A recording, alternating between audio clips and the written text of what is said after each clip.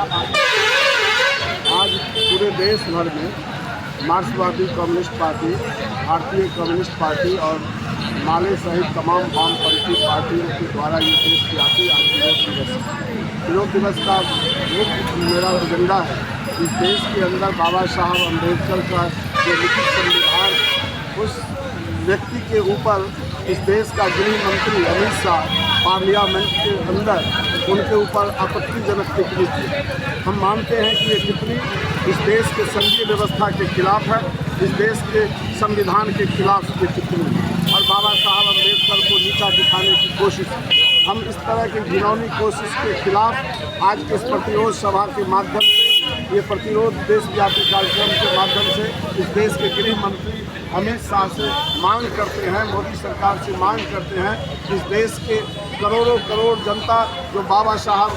अम्बेडकर के संविधान के चलते जो उनका बराबरी का अधिकार मिला, उनके ऊपर आपने गाली दिया, इसलिए उसको देश से माफ़ी मांगना चाहिए और गृह मंत्री पद से उनको इस्तीफा देना चाहिए। साथ ही साथ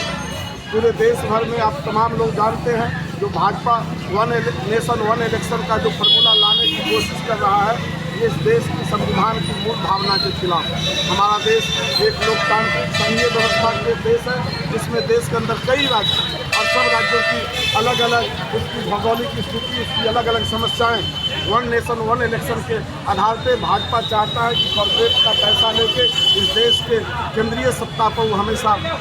काबिज रहे, इसलिए हम इस तरह के निर्णय का विरोध करते हैं। तीसरी बात, जो चुनाव आयोग संशोधन बिल अभी आया है, जिस बिल में CCTV फुटेज के बारे में कई तरह के संशोधन लाए हैं, हम इस बिल के खिलाफ आज के इस प्रतिरोध सभा में हम लोग ये कहने के लिए आए हैं कि ये चुनाव सुधार बिल देश की जनता के साथ धोखा है और इसी के खिलाफ आज पूरे देश भर में अमित शाह का पुतला दहन, धरना प्रदर्शन और अम्बेडकर साहब के ऊपर अभद्र टिप्पणी के खिलाफ ये विरोध कार्रवाई मोहद्दी नगर के अंदर भी मार्क्सवादी कम्युनिस्ट पार्टी लोकल कमेटी के बैनर तले हमारे साथी यहाँ के लोकल कमेटी के सेक्रेटरी, लोकल कमेटी के सदस्य सहित हमारे तमाम पार्टी कार्यकर्ता समर्थक जुलूस निकाले।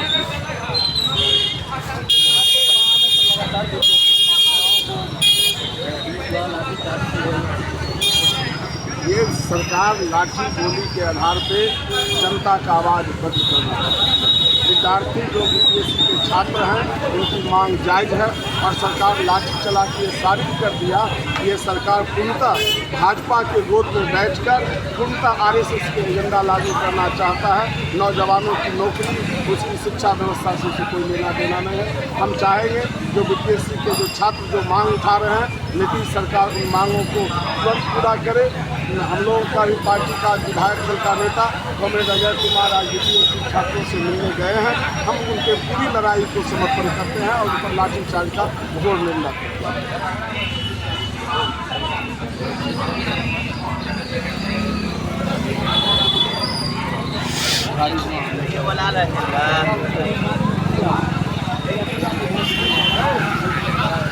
हैं।